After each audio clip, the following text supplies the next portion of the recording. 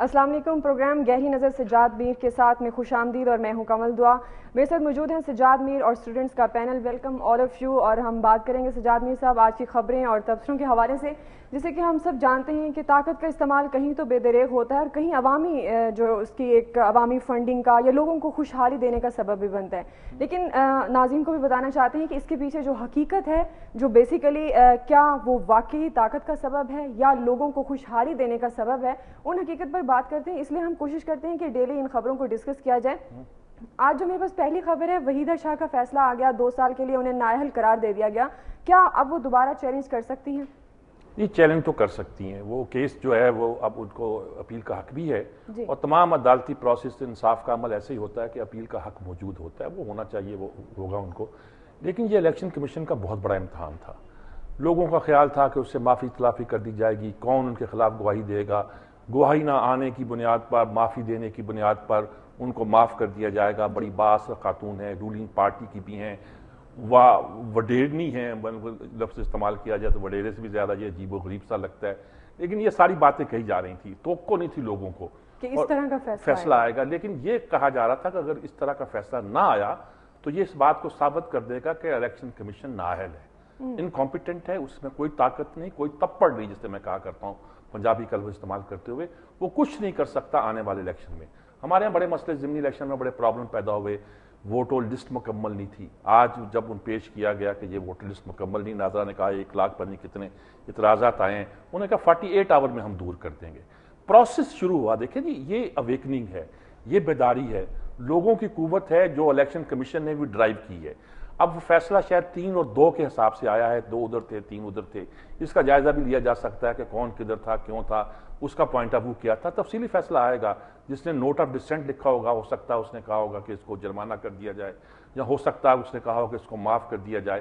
لیکن یہ کہ الیکشن سے نااہل قرار دینے کا فیصلہ جو ایک طرح سے 3 اور 2 کا فیصلہ ہے، یہ اس لحاظ سے خوش آئند ہے کہ اگر ابھی اس کی روک نہ لگائی گئی، ابھی اس کو نہ روکا گیا، تو جنرل الیکشن میں تو پھر لوگوں کا اعتبار ہی نہیں ہوگا.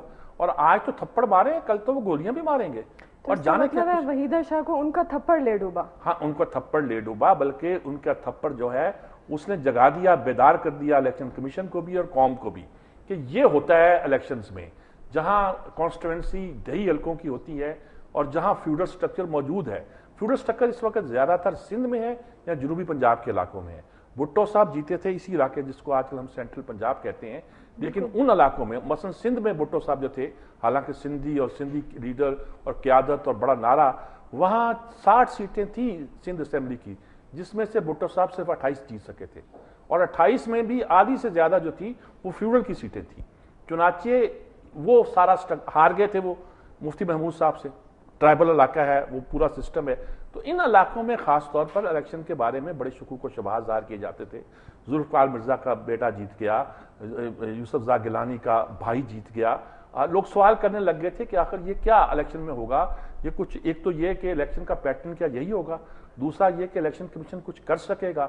اور میں بار بار یہ کہہ رہا تھا، پچھلے 2 دنوں سے کہہ رہا تھا کہ الیکشن کمیشن کا امتحان ہے.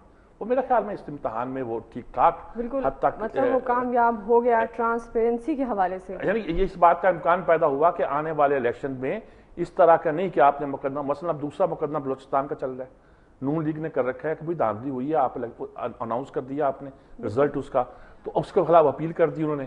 تو ہو سکتا ہے کہ اس پہ بھی سٹے مل جائے. اس میں بھی وہ کہیں کہ جی یہ رزلٹ ابھی ود ہولڈ کرتے ہیں اور جب تک فیصلہ نہ ہو جائے. یعنی سینٹ کے الیکشن تو ایک طرح کے بڑے سلیکٹ گروپ کے درمیان ہوتے ہیں، پڑھے لکھے لوگوں کے درمیان ہوتے ہیں.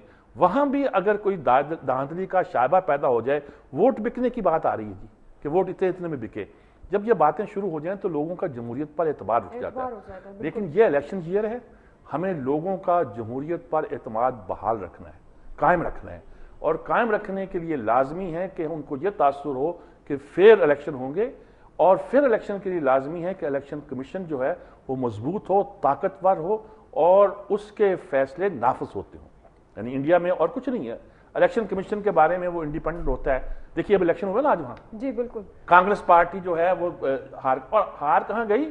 اور وہ کانسٹیٹوئنسی جہاں نہرو خاندان تقسیم کے بعد آج تک نہیں ہارا، وہاں ہار گئے. تو کیا اس سے ہم یہ سبق سیکھ سکتے ہیں کہ ہندوستان میں، بھارت میں جمہوریت زیادہ اچھی ہے؟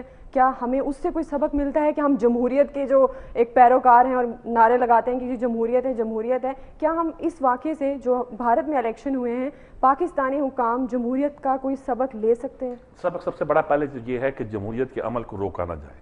ہمارے ہاں اگر 3 مارچ نہ آئے ہوتے تو لوگوں کی جو ایسپریشن ہے جمہوریت کے لیے، خواہش ہیں، تمنائیں، آدرشیں ہیں، خواب ہیں، اور جو دیکھتے ہیں کہ جمہوری عمل کو چلنا چاہیے، بڑھنا چاہیے، آگے آنا چاہیے، وہ تو کسی سے کم نہیں ہے. دنیا میں کوئی ملک ایسا نہیں ہے تیسری دنیا کا، تھرڈ ورلڈ کا، جہاں سینکٹیٹی آف بیلٹ کے نام پر موومنٹ چلی ہو. 77 میں جو بھٹو صاحب کے خلاف کمپین چلی تھی، نظام مصطفیٰ کا نام تو بعد میں اس کے مزاج کی وجہ سے دے دیا گیا، وہ سینکٹیٹی آف بیلٹ پہ تھی کہ دھاندلی ہوئی ہے بھائی، ہم نہیں مانتے. تھرڈ ورلڈ میں ایسا نہیں ہوا کرتا، اس زمانے میں تو بالکل نہیں ہوا کرتا تھا. وہ ہوا جس کا مطلب ہے کہ ہماری جمہوریت کے لیے جو خواہشات ہیں، تمنائیں ہیں، وہ دنیا کے کسی قوم سے کم نہیں، صرف ہمارے ادارے مضبوط نہیں تھے. اب ادارے ہی مضبوط کرنے کی ہم اتنی داد دے رہے ہیں. ہو سکتا ہے کل مجھ کو کوئی کہے کہ خام خواہ خوش ہو رہا تھا، خام خواہ جشن منا رہا تھا، چھوٹی چھوٹی باتوں پہ ہم خوش ہو جاتے ہیں. لیکن یہ مسرت بھی بہت بڑی مسرت ہے کہ ہمارے الیکشن کمیشن نے اس پہ اسرٹ کیا ہے اور کوئی کارروائی کی ہے، اور جتنی پچھلے 1-1.5 مہینے سے ان پر تنقید ہو رہی ہے اس کو ایک طرح سے انڈو کیا ہے. اور توقع یہی ہے کہ یہ پیٹرن اگر سیٹ ہو گیا تو ہمارے الیکشن آنے والے جو ہیں دنیا کا ان الیکشن پہ اعتبار بھی بڑھ جائے گا، ہمارا خود اپنی جمہوریت پہ اعتبار بڑھ جائے گا اور بہتر ہو جائے گا. انڈیا کا معاملہ خیر اب بہت وہ کمپلیکیٹڈ ہے، ان کے الیکشن کے شیڈول بھی اور طرح ہیں، بہت سارے معاملات بھی اور ہیں. راہل گاندھی آپ کہتے ہیں جی کہ ڈریور نہیں کار پڑا تو پریکا کو جو اس کی بہن ہے اس کو آگے لایا جائے. یہ ہمارے ہاں بھی ہوتا ہے، مختلف قسم کی باتیں ڈائنیسٹی ادھر بھی ہے، ڈائنیسٹی ہمارے ہاں، ڈائنیسٹی سری لنکا میں بھی ہے، ڈائنیسٹی بنگلہ دیش میں بھی ہے. تو ہمارے ہاں کہتے ہیں جی بلاول اگر نہیں انٹرسٹ لینا چاہتا تو شاید آصفا کو یا بطاور کو آگے کرنا چاہتے ہیں، زرداری صاحب. تو یہ تو نیچے مگویاں تو جاری رہتی ہیں، یہ تو ہوتا رہے گا، انڈیا میں بھی ہوتا رہے گا، ہمارے ہاں بھی ہوتا رہے گا. اس میں کوئی پریشانی کی بات نہیں ہے، نہ کوئی اس میں کوئی تکلیف کا معاملہ ہے. اصل بات یہ ہے کہ جمہوریت جو ہمیں سبق سیکھنا ہے کہ اس میں انٹرپشن نہ آئے. انٹرپشن نہ آئے تو تیسری دنیا کا بھارت جیسا ملک، جہاں حد غربت سے نیچے رہنے والے لوگوں کی تعداد دنیا میں سب سے زیادہ ہے اور ان کی مڈل کلاس مضبوط ہے، اس میں کوئی شک نہیں.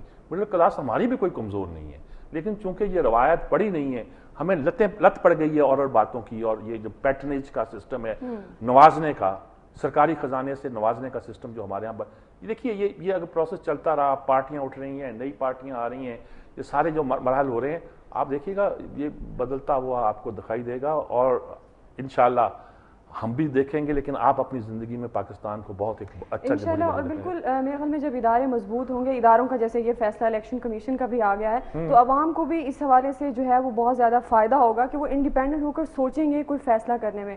اچھا میر صاحب، امریکی جو پاکستان میں آتے رہتے ہیں، جنرل میٹس بھی 10 روز کے لیے پاکستان تشریف لا رہے ہیں.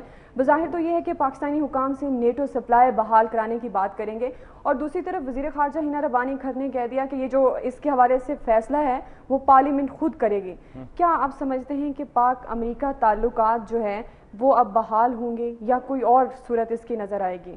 اصل میں دفتر خارجہ تو ہمارا اچھا میر صاحب قطع کلامی معاف، سوال پہلے وقفہ اس کے بعد بالکل نیوز بریک کا وقت ہے ناظرین، اور اس کے بعد دوبارہ حاضر ہوتے ہیں، اس پر بات کریں گے. Stay with us.